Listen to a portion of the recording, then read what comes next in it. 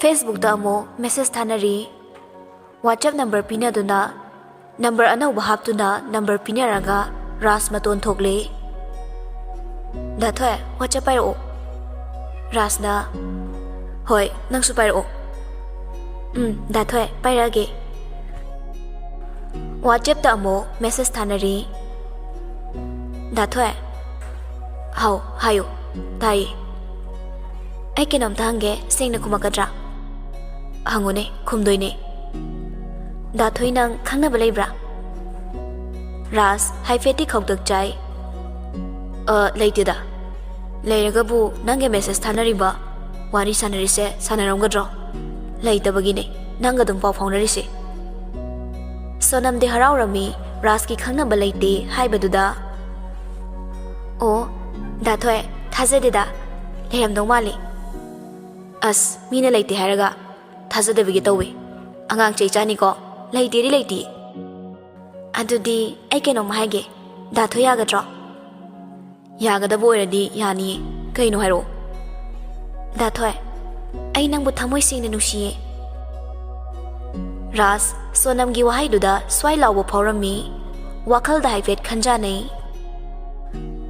ai bu kai pakum pisige yaraga na ai gyam bana kamai toba aduga mu yadraga na mana kai khankiba sonamna da thoi kedorage halaktrede ai bai kai ba pipigano ikai ki pumnamak thadoknaga phongdok chabani sonam nangi bu khangnaba kanam leitabrane leiti da thoi leiraga bu kai gi ai ni kai kai propose tawdoino dagi su khangnaba leiramadi ai ke shu toram daba yai kai gi no nangna ai ga khangna ningba forisibo nanga ai ga sak unaba sunatre Facebook da khak thengnabani nang ai gi maramda kaishum khangba nate aduga isu nangi maramda kemta khangdi chume da thoina haribado adubu kai gi no khangdi da thoibu ahan bu uba maktada loina ningba ama ai gi thamoi da pharakhibani hoi ai da gi maramda kemta di khangdre adubu loina raga adum khanga kadaba natra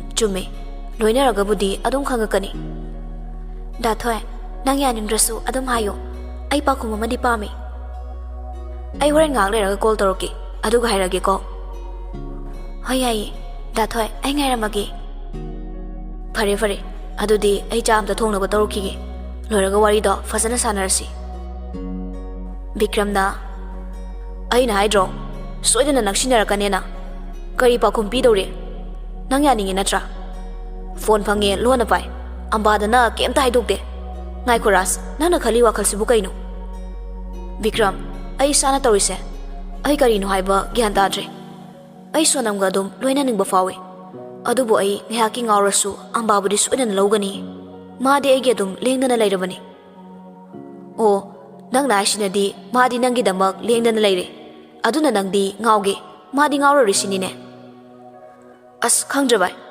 thobo malaksarasano ambadi raspuka hena chingnabadi poklamde rasna haibada dum thazarami wari toina sanadrabasu karimta chingnabadi poklamde raspu aduki mati thazarami ngayhaki tungda ras sonamda phone tawrakli hello tabra da thoi taye kedoramino nangbo kesum tawdi da thoi gi phone lakpa ngairamini ado ai gi pakhum piro nangbu pakhum do yam taninga brane taning bagi natro hangise ado hairoba da thoi se hairoba nahungda na mu pakhum pidrasu adum khangjaro nanga loina ning bagi natro adum wari sadana message thana dana tawrise as ado erasu da thoi gi china direct haibado taninge ba se hairoba marai sidiba yareba yaraba siyoide sonam harauna yare da thoi kegi no khangeda ai da thoi se yam nu shirure kaya nu shirage ne nakutamo as khuti kamai tamdeba hayengwai unaba kanda oina tamage somdana phone amaduda ambagi phone lakli silent thambanina makoldi tholaktre rasu khangi ambagi phone lakli haiba adubu paide wari sanari banina aduma khingalaga thamli ꯔꯥꯖꯅ ꯍꯣꯏꯗ ꯑꯗꯨ ꯑꯣꯏꯔꯗꯤ ꯎꯅꯕ ꯀꯥꯟꯗ ꯇꯝꯃꯨ ꯗꯥꯊꯣꯏ ꯅꯪ ꯌꯨꯝꯗ ꯀꯔꯝ ꯀꯥꯟ ꯊꯣꯛꯂꯛꯇꯣꯏꯅꯣ ꯀꯨꯏꯗ꯭ꯔꯦꯗ ꯍꯟꯗꯛꯀꯤ ꯃꯦ ꯊꯥꯗ ꯁꯣꯏꯗꯅ ꯊꯣꯛꯂꯛꯇꯣꯏꯅꯤ ꯀꯨꯏꯗ꯭ꯔꯕꯅꯤ ꯅꯪꯕꯨ ꯑꯩ ꯎꯅꯤꯡꯕ꯭ꯔꯅꯦ ꯑꯁꯦꯡꯕꯒꯤ ꯎꯅꯤꯡꯉꯤ ꯑꯗꯣ ꯉꯥꯏꯍꯥꯛ ꯂꯩꯔꯒ ꯑꯃꯨꯛ ꯁꯥꯟꯅꯔꯁꯦ ꯑꯩ ꯊꯕꯛ ꯑꯝꯇ ꯂꯣꯏꯁꯤꯜꯂꯨꯈꯤꯒꯦ ꯍꯣꯏ ꯂꯣꯏꯁꯤꯜꯂꯨꯔꯣ ꯅꯪ ꯂꯣꯏꯕꯒ ꯍꯥꯏꯔꯛꯎꯀꯣ ꯑꯝꯕꯥꯁꯨ ꯂꯦꯞꯇꯕꯤꯗ ꯐꯣꯟꯗꯨ ꯇꯧꯁꯤꯜꯂꯛꯂꯤ ꯍꯜꯂꯣ ꯑꯕꯦ ꯀꯩꯅꯣ ꯉꯁꯥꯏꯗꯒꯤ ꯐꯣꯟ ꯇꯧꯕ ꯄꯥꯏꯗ꯭ꯔꯤꯁꯤꯕꯣ ꯀꯥꯏ ꯆꯠꯂꯨꯒꯦ ꯑꯁ ꯑꯩ ꯕꯥꯔꯨꯝ ꯆꯪꯉꯨꯕꯅꯦꯕ ꯀꯩꯗꯧꯔꯝꯃꯤꯅꯣ ꯅꯪꯕꯣ ꯍꯣ ꯑꯩ ꯏ ꯀꯥꯔꯤꯌꯦ ꯉꯁꯥꯏꯗꯒꯤ ꯐꯣꯟ ꯇꯧꯕꯕꯨ ꯄꯥꯏꯗꯦꯕ ꯑꯕꯦ ꯗꯗꯥ ꯕꯥꯔꯨꯝ ꯆꯪꯉꯨꯏ ꯍꯥꯏꯔꯤꯁꯤꯗꯤ ꯃꯔꯩ ꯌꯥꯝ ꯇꯧꯅꯨꯁꯦ ꯆꯥꯛ ꯆꯥꯔꯕꯣ ꯅꯪꯕꯣ ꯉꯁꯥꯏꯅ ꯆꯥꯔꯦ ꯗꯗꯥ ꯍꯥꯎ ꯀꯩ ꯍꯥꯏꯒꯦ ꯍꯥꯏꯌꯣ ꯗꯗꯥ ꯊꯣꯛꯂꯛꯄ ꯉꯥꯏꯕꯗ ꯑꯩ ꯌꯥꯝ ꯋꯥꯔꯦ ꯗꯗꯥꯅ ꯂꯥꯞꯅ ꯂꯩꯕꯁꯦ ꯑꯩ ꯌꯥꯝ ꯅꯨꯡꯉꯥꯏꯇꯤꯌꯦ ꯑꯁ ꯑꯁꯤꯒꯤꯕꯣ ꯀꯨꯏꯗ꯭ꯔꯁꯤꯗꯤ ꯁꯤꯗꯩꯗꯤꯅꯦ ꯅꯅꯥꯛꯇ ꯂꯦꯡꯗꯅ ꯑꯗꯨꯝ ꯂꯩꯔꯗꯧꯅꯦ ꯑꯗꯣ ꯅꯪꯁꯨ ꯂꯥꯏꯔꯤꯛ ꯀꯟꯅ ꯄꯥꯎꯀꯣ ꯑꯩꯕꯨꯗꯤ ꯄꯥꯏꯌꯦ ꯅꯪꯗꯨ ꯑꯝꯇ ꯄꯥꯎꯀꯣ ꯇꯨꯝꯕ ꯆꯥꯕ ꯇꯧꯕꯅꯗꯤ ꯀꯩꯝꯇ ꯀꯥꯟꯅꯔꯣꯏꯀꯣ ꯑꯩꯗꯤ ꯍꯥꯏꯕꯤꯔꯤꯁꯤꯅꯤꯀꯣ ꯍꯣꯏ ꯄꯥꯒꯦ ꯕꯥꯕꯦ ꯍꯣꯏ ꯎꯝꯗꯤ ꯑꯗꯨꯝ ꯍꯥꯏꯌꯨ ꯑꯗꯨꯒ ꯄꯥꯕꯅ ꯁꯨꯄꯥ ꯄꯥꯔꯨꯅꯨ ꯑꯕꯦ ꯗꯗꯥ ꯇꯥꯏꯌꯦ ꯀꯩꯗꯧꯔꯒꯦ ꯆꯥꯛ ꯆꯥꯔꯕꯣ ꯍꯧꯖꯤꯛꯀꯤꯗꯤ ꯆꯥꯔꯦ ꯅꯨꯃꯤꯗꯥꯡꯒꯤ ꯆꯦꯡ ꯂꯩꯇ꯭ꯔꯤ ꯀꯩꯝꯇ ꯂꯩꯇ꯭ꯔꯦ ꯊꯥ ꯂꯣꯏꯁꯤꯜꯂꯛꯄꯒꯤ ꯄꯩꯁꯥꯁꯨ ꯂꯣꯏ ꯇꯠꯅꯔꯕ ꯌꯨꯝꯗ ꯍꯥꯏꯗꯧꯁꯨ ꯇꯜꯂꯕ ꯃꯃꯥꯅ ꯉꯥꯡꯀꯅꯤ ꯃꯊꯥ ꯌꯥꯝ ꯁꯥꯏꯗ ꯅꯨꯡꯁꯤꯔꯨꯕ ꯀꯧꯕꯅꯤꯅ ꯑꯝꯕꯥ ꯅꯨꯡꯉꯥꯏꯖꯔꯝꯗꯦ ꯗꯗꯥ ꯑꯩ ꯄꯩꯁꯥ ꯊꯥꯔꯛꯑꯒꯦ ꯗꯗꯥꯒꯤ ꯑꯦꯀꯥꯎꯟꯗꯨꯗ ꯑꯗꯨꯝ ꯍꯥꯞꯄꯒꯦꯀꯣ ꯊꯝꯃꯣ ꯑꯩ ꯄ꯭ꯔꯤꯌꯥ ꯍꯧꯔꯒ ꯕꯖꯥꯔ ꯐꯥꯎꯗ ꯊꯣꯛꯎꯒꯦ ꯑꯗꯨꯒ ꯊꯥꯔꯛꯀꯦꯀꯣ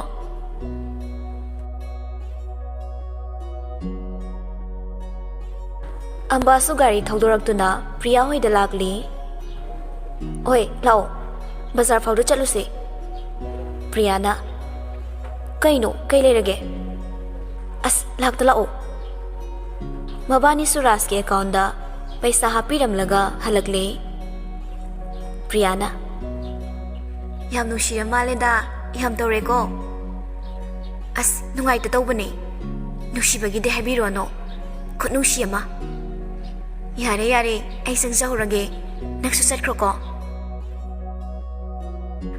ꯑꯝꯕꯥꯁꯨ ꯃꯌꯨꯝ ꯌꯧꯕꯒ ꯔꯥꯖꯇ ꯐꯣꯟ ꯇꯧꯔꯛꯂꯤ ꯗꯗꯥ 3,000 ꯊꯥꯈ꯭ꯔꯕꯅꯦ ꯍꯣꯔꯦꯟ ꯂꯧꯊꯣꯛꯑꯣꯀꯣ ꯑꯗꯨꯒ ꯆꯦꯡ ꯂꯩꯇꯦ ꯍꯥꯏꯕꯗꯣ ꯂꯩꯅꯔꯣ ꯑꯩ ꯊꯝꯃꯒꯦ ꯉꯥꯏꯍꯥꯛ ꯂꯩꯔꯒ ꯍꯥꯏꯔꯛꯀꯦ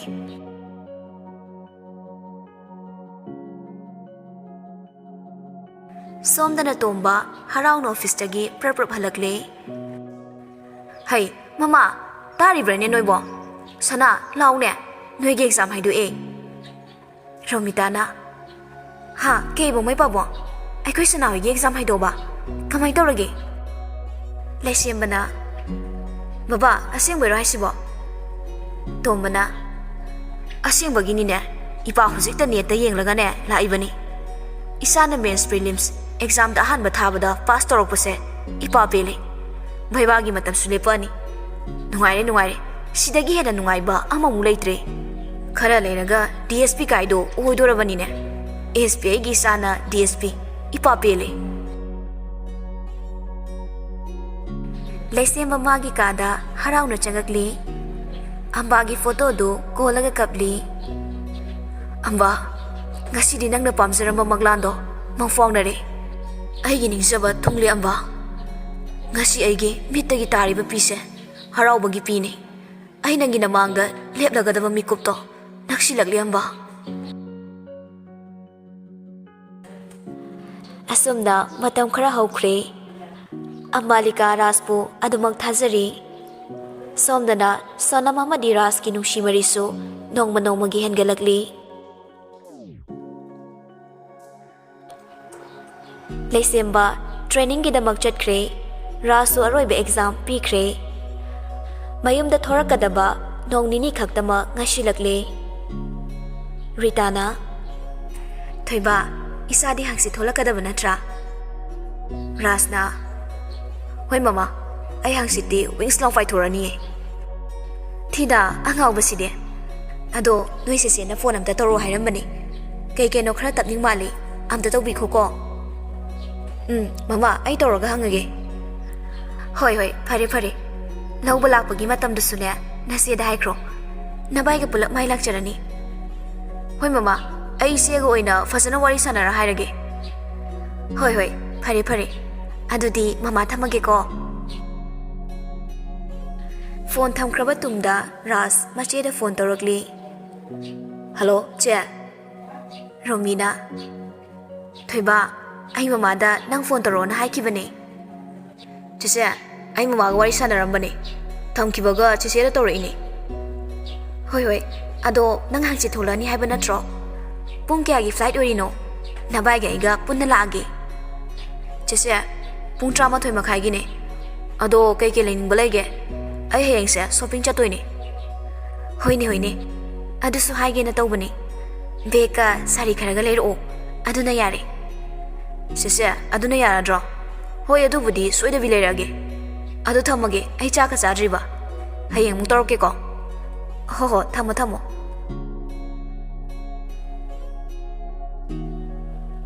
Namidang ni ambadaga phone tawbiba nate sonam go wari kana sikthari. Sonamda Dathoe hangsi tholak patare ko.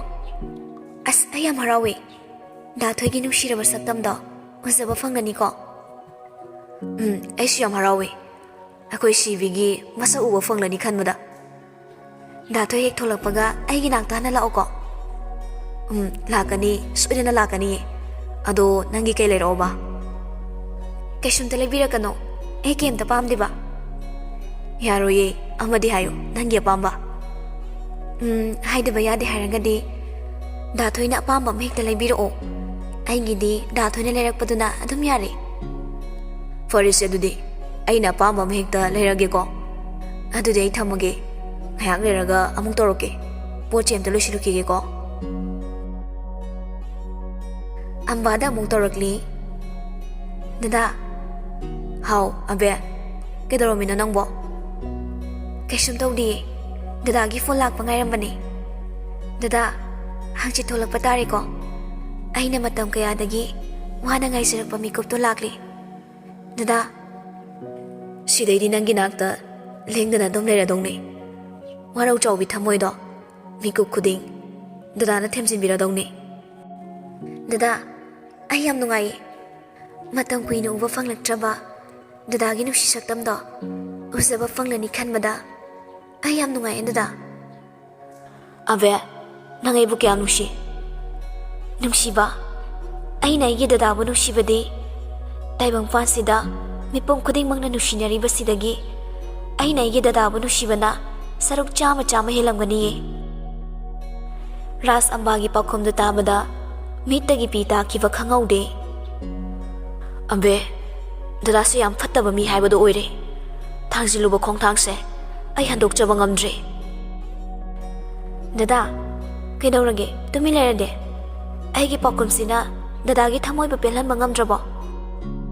Ambe dada pele ai yam nungai nangna aigi dama khanjaba wajaba nusiba pumnamak ai loina khangi. Aina fani yam ngaurabasu langabasu nangbodi dum logani. Wahai da chingnana kaino dada na fani yam ngaurasu haisibo kai haino nanga topa koirabo khumo dada nanga topa koirabo.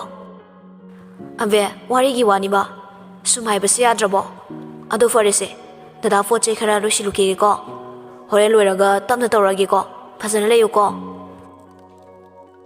Bikramna Liladi fazana haire ko nangambagi papti soidana puni. Bikram lale khangna khangna thangsilubo khongthangse ai handokpa ngamdre. Ai sonambu sunu shirure. Ai hausi kedogani khangdre. Nang sonam gambagadi kanana hele komo. Bikram nusi haiduna su sonam gambagadi best torokano tawbasu yaroi. Ambadi aigi thawaini mamu nusibadi leiteda. Aduga nangna toriduna kai handa mukamba na khangkraba nanga muhanda ngakpirakani haibadine namangda phone manglurano. As adudani aina ko yam sarise kanise lao chak chathurse.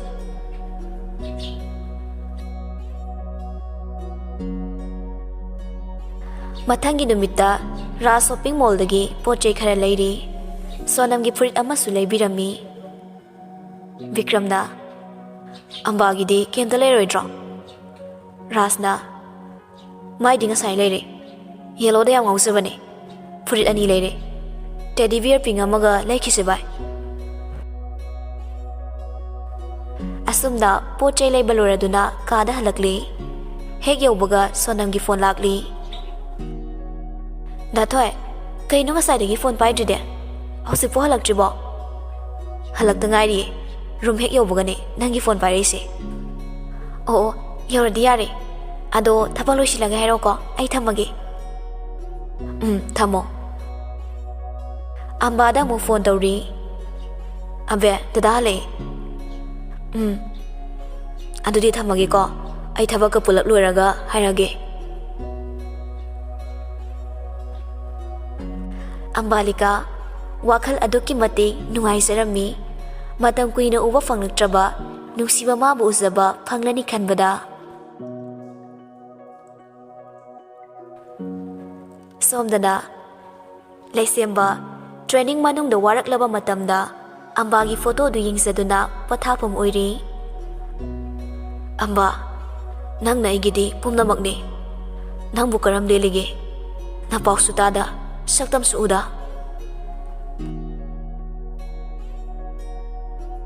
ꯔꯥꯖ ꯆꯠꯅꯕ ꯂꯣꯏꯁꯤꯟꯕ ꯂꯣꯏꯔꯦ ꯑꯝꯕꯥꯒ ꯁꯣꯅꯝꯒꯗ ꯆꯠꯅꯕ ꯍꯥꯏꯔꯝꯂꯒ ꯃꯅꯤꯄꯨꯔ ꯊꯣꯛꯂꯛꯈ꯭ꯔꯦ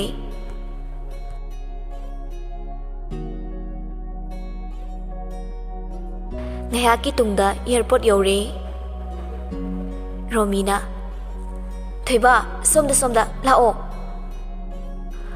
ꯃꯁꯦꯅ ꯃꯈꯨꯠ ꯈꯠꯇꯨꯅ ꯀꯧꯔꯛꯂꯤ ꯔꯥꯖꯅ ꯁꯤꯁꯦ ꯌꯨꯝꯗ ꯄꯨꯂꯞ ꯆꯠꯂꯁꯦ ꯔꯣꯃꯤꯅ ꯆꯠꯇꯣꯏꯅꯦ ꯂꯥꯛꯑꯣ ꯃꯃꯥ ꯉꯁꯥꯏꯅ ꯐꯣꯟ ꯇꯧꯔꯛꯑꯝꯃꯕꯅꯦ ꯑꯁꯨꯝꯅ ꯔꯥꯖꯁꯨ ꯃꯌꯨꯝ ꯌꯧꯔꯦ ꯔꯤꯇꯥꯅ ꯉꯥꯏꯈꯣ ꯃꯩꯒ ꯑꯣꯛꯈꯤꯁꯦ ꯁꯤꯁꯦ ꯁꯤꯗ ꯀꯥꯟꯊꯣꯛꯑꯣ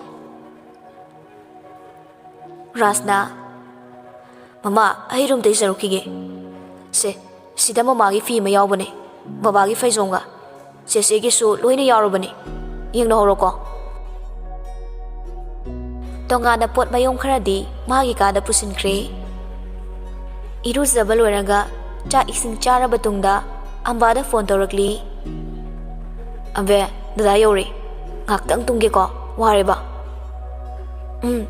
ꯍꯣꯏ ꯗꯗꯥ ꯑꯗꯣ ꯍꯌꯦꯡ ꯂꯥꯛꯇꯣꯏ ꯅꯠꯇ꯭ꯔꯣ ꯑꯩꯒꯤ ꯅꯥꯛꯇ ꯍꯌꯦꯡ ꯂꯥꯛꯀꯦ ꯉꯁꯤꯗꯤ ꯋꯥꯔꯦꯕꯀꯣ ꯔꯥꯖ ꯐꯣꯟ ꯍꯦꯛ ꯊꯝꯈꯤꯕꯒ ꯒꯥꯔꯤ ꯊꯧꯗꯣꯛꯂꯒ ꯄꯣꯂꯤꯊꯤꯟ ꯑꯃ ꯄꯥꯏꯔꯒ ꯀꯩꯁꯥꯝꯄꯥꯠ ꯇꯝꯅ ꯂꯥꯛꯂꯤ ꯖꯪꯁꯟ ꯃꯌꯥꯗ ꯒꯥꯔꯤꯗꯨ ꯈꯥꯝꯂꯒ ꯁꯣꯅꯝꯗ ꯀꯣꯜ ꯇꯧꯔꯤ ꯗꯥꯊꯣꯏ ꯅꯪ ꯌꯨꯝ ꯌꯧꯔꯕꯣ ꯌꯨꯝ ꯌꯧꯕ ꯅꯠꯇꯦ ꯑꯩ ꯖꯪꯁꯟꯗ ꯂꯩꯔꯦ ꯁꯠ ꯊꯣꯛꯂꯛꯑꯣꯀꯣ ꯑꯩ ꯊꯝꯃꯦ ꯁꯣꯅꯝ ꯍꯔꯥꯎꯅ ꯄ꯭ꯔꯞ ꯊꯣꯔꯛꯂꯤ ꯔꯥꯖ ꯎꯕꯗ ꯄꯨꯡꯉꯥꯎ ꯉꯥꯎꯔꯝꯃꯤ ꯗꯥꯊꯣꯏ ꯅꯪ ꯉꯥꯏꯕꯁꯤꯗꯤꯀꯣ ꯁꯤꯒꯦ ꯇꯧꯋꯦ ꯌꯨꯝꯗꯒ ꯍꯥꯏꯔꯝꯕ ꯅꯠꯇꯦ ꯅꯪ ꯎꯅꯤꯡꯃꯟꯈ꯭ꯔꯗꯨꯅ ꯂꯥꯛꯏꯕꯅꯦ ꯁꯤ ꯂꯧꯁꯜꯂꯣ ꯀꯣꯟꯅ ꯐꯖꯅ ꯑꯃꯨꯛ ꯎꯅꯔꯁꯤꯀꯣ ꯑꯩ ꯍꯜꯂꯒꯦꯕ ꯉꯁꯤꯒꯤꯗꯤ ꯃꯃꯥꯗꯒ ꯍꯥꯏꯔꯝꯗ꯭ꯔꯦ ꯗꯥꯊꯣꯏ ꯐꯖꯅ ꯆꯠꯂꯨꯀꯣ ꯔꯥꯖꯁꯨ ꯆꯠꯈ꯭ꯔꯦ ꯁꯣꯅꯝꯗꯤ ꯔꯥꯖꯇ ꯄꯨꯔꯥ ꯉꯥꯎꯔꯒ ꯂꯩꯍꯧꯔꯦ ꯔꯥꯖꯀꯤ ꯃꯁꯛ ꯎꯕꯗ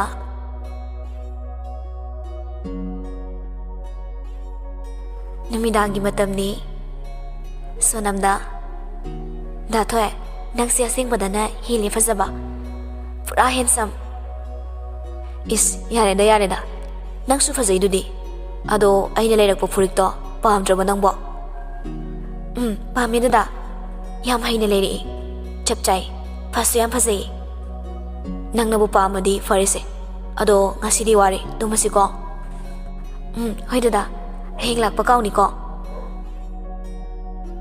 ꯔꯥꯖ ꯑꯝꯕꯥꯗ ꯑꯃꯨꯛ ꯀꯣꯜ ꯇꯧꯔꯛꯂꯤ ꯑꯕꯦ ꯇꯨꯝꯃꯕꯣ ꯇꯨꯝꯒꯦ ꯇꯧꯔꯝꯕꯅꯦ ꯗꯗꯥꯒꯤ ꯐꯣꯟ ꯂꯥꯛꯄ ꯉꯥꯏꯔꯝꯃꯤꯅꯦ ꯐꯔꯦ ꯑꯗꯨꯗꯤ ꯇꯨꯝꯃꯁꯤꯀꯣ ꯑꯩꯁꯨ ꯉꯁꯤꯗꯤ ꯂꯝꯁꯥꯡ ꯂꯥꯛꯄꯒꯤ ꯋꯥꯔꯦ ꯍꯌꯦꯡ ꯎꯅꯗꯧꯁꯨ ꯂꯩꯔꯦ ꯇꯨꯝꯃꯁꯤꯀꯣ ꯒꯨꯗ ꯅꯥꯏꯠ ꯂꯚ ꯌꯨ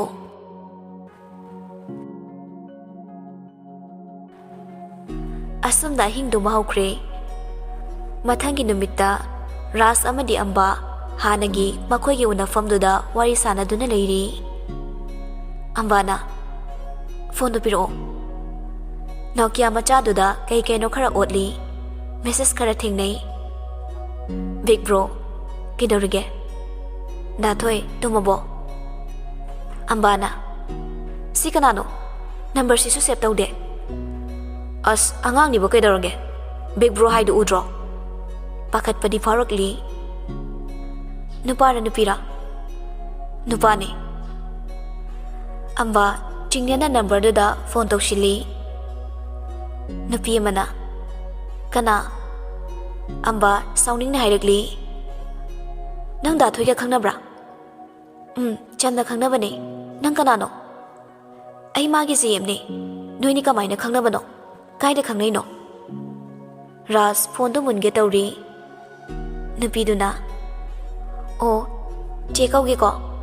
ꯆꯦ, ꯍꯦꯕꯤꯗ ꯁꯨꯝ ꯈꯪꯅꯕꯅꯦ, ꯏꯕꯨꯡ ꯑꯃ ꯑꯣꯏꯅ ꯂꯣꯏꯅꯕꯅꯦ, ꯂꯥꯟꯅ ꯈꯟꯒꯅꯣ꯫ ꯑꯝꯕꯥ ꯉꯛꯅ ꯍꯥꯏꯔꯛꯂꯤ꯫ ꯀꯔꯤ, ꯐꯦꯁꯕꯨꯛ? ꯃꯥꯅꯦ ꯆꯦ, ꯐꯦꯁꯕꯨꯛꯇꯒꯤꯅꯦ꯫ ꯔꯥꯖꯅ ꯐꯣꯟꯗꯨ ꯃꯨꯜꯂꯤ꯫ ꯀꯩꯅꯣ ꯌꯥꯔꯦ, ꯅꯪꯅ ꯑꯉꯥꯡꯗꯨꯗ ꯍꯪꯉꯤ ꯃꯌꯥꯝꯗꯨꯕꯣ? ꯁꯨꯝ ꯆꯝꯅ ꯂꯣꯏꯅꯕꯅꯦ꯫ ꯑꯝꯕꯥ ꯁꯥꯎꯅ ꯍꯥꯏꯔꯛꯂꯤ꯫ ꯅꯪꯅ ꯇꯧꯏꯁꯤ ꯀꯩꯅꯣ? ꯍꯥꯏꯌꯨ, ꯑꯩꯕꯨ ꯎꯁꯤꯠꯇ꯭ꯔꯤꯔꯣ? ꯈꯨꯝꯃꯣ, ꯑꯩꯁꯦ ꯁꯥꯟꯅꯄꯣꯠ ꯑꯣꯏꯅ ꯎꯕ꯭ꯔꯥ? ꯐꯔꯦ ꯑꯕꯦ, ꯅꯪ ꯌꯥꯝ ꯊꯥꯖꯗ꯭ꯔꯗꯤ ꯑꯩ ꯐꯣꯟ ꯇꯧꯔꯒꯦꯀꯣ꯫ ꯅꯝꯕꯔ ꯑꯗꯨꯗ ꯐꯣꯟ ꯇꯧꯔꯤ꯫